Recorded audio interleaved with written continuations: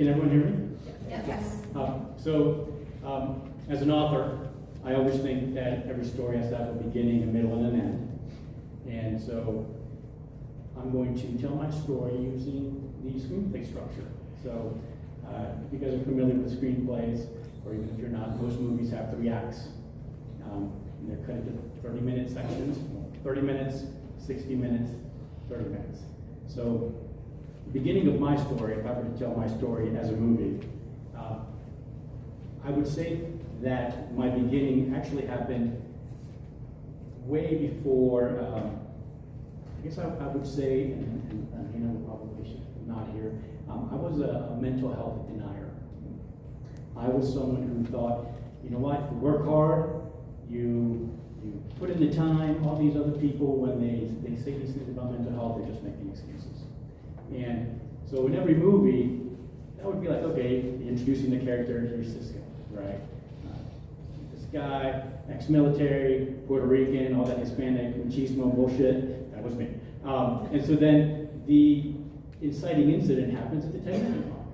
And so if you guys think of famous movies like Star Wars, right? The inciting incident is, oh my gosh, these droids are going into Tatooine. What's going on, right? Or in Raiders of the Lost Ark, right? There's Indy, he's got the idol and it gets stolen from him, right? So now that turns, and so now let's learn about this guy. So my inciting incident would have been the night that my wife called me and told me that she was sitting in a parking lot at the crisis center here in town, and she had just taken our son in, who had told her he was going to take his life.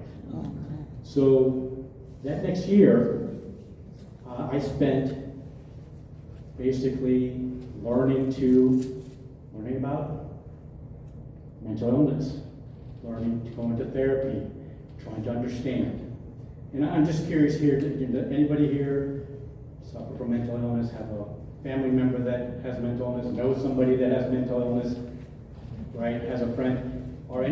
Just curious, are any of those supervillains? Right, because that's what Hollywood does. So as a writer, I'm going to tell you, next time you see that, lazy writing. You have my permission. It's lazy writing. Let's work on destigmatizing that. So if we're going into the second act, when you go from the first act to the second act, it's a plot point. You take a character and you pull them into a new world, right? So these are 2 earlier examples. In Star Wars, Luke leaves Tatooine, right? And he's transported from one world to another in the Millennium Falcon.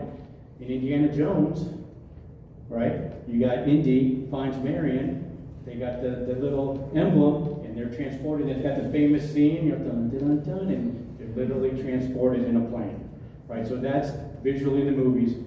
Act 1, Act 2, beginning. Now we're going to go and get into the journey.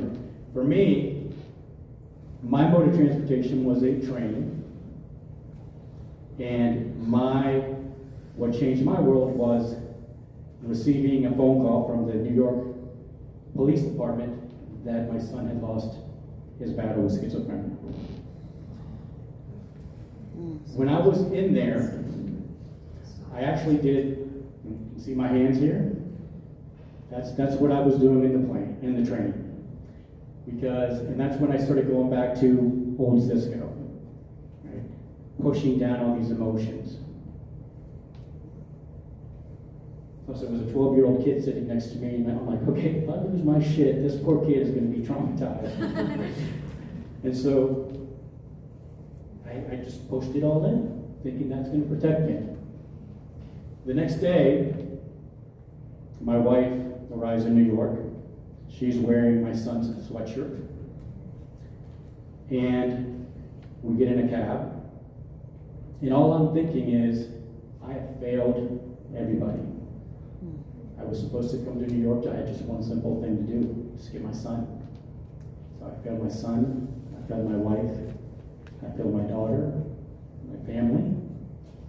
And as we're riding, I suddenly start to feel this wetness here. And, you know, hey, Puerto Rican men, man, we do not cry. That's a no-no. And I turn away from my wife to look out the window, and my wife reaches over. She touches me right here. Turns out there's a release button.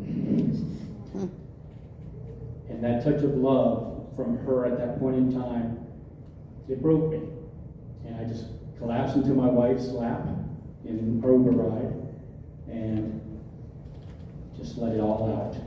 Just Mateo, Mateo, Mateo. I just kept screaming out his name.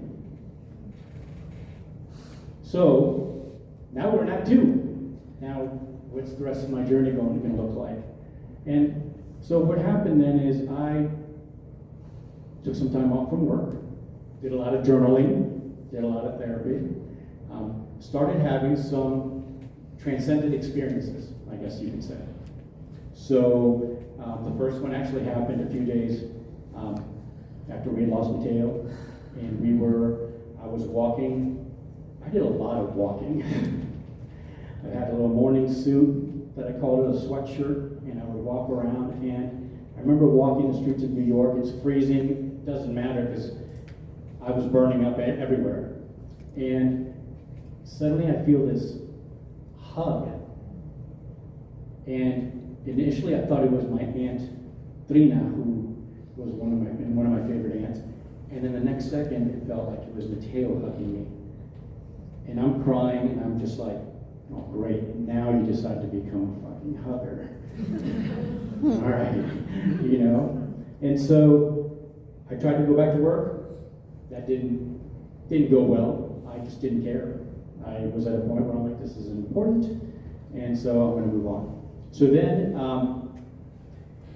I decided that I would extend some leave, and I went on FMLA. And during that time, my wife was kind enough to let me take a trip by myself. I got in a car and I drove. And by myself, no radio, just driving around. And when I finished that trip, I realized, oh, okay, you know what? I guess I kind of like myself because I didn't throw myself out of the car. So there I am. And so what happened was when I got back from that trip, I started writing. And I hadn't been writing in a while, in a long time.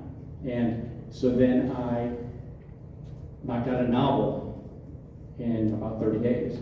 And then I was journaling. And that was the first time that I heard my son's voice say to me, just keep writing, Dad. I said, okay, so I kept writing. And I wrote another novel. Just kept writing, it just was coming out. And heard my son's voice again, and he said, just be yourself, Dad. So my wife got to the point where we had to decide, was I going to go back to work? I said, you know what, I would like to just take some time off. And I would like to take a year and write. And she said, okay, well, okay. So she gave me permission to do that. And I decided on a pen name, and the pen name is Matt for Mateo. Peter, to honor his friend who passed away a few years before he did.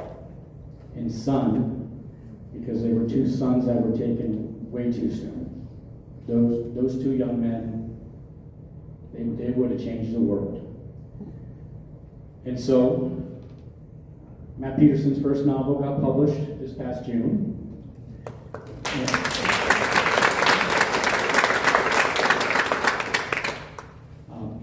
And so that's the second act, and I know there's a third act, and you know we have to resolve this, but the truth is that we're running out of time, and even so, Matt Peterson hasn't written it. That act is still being written today. Thank you very much.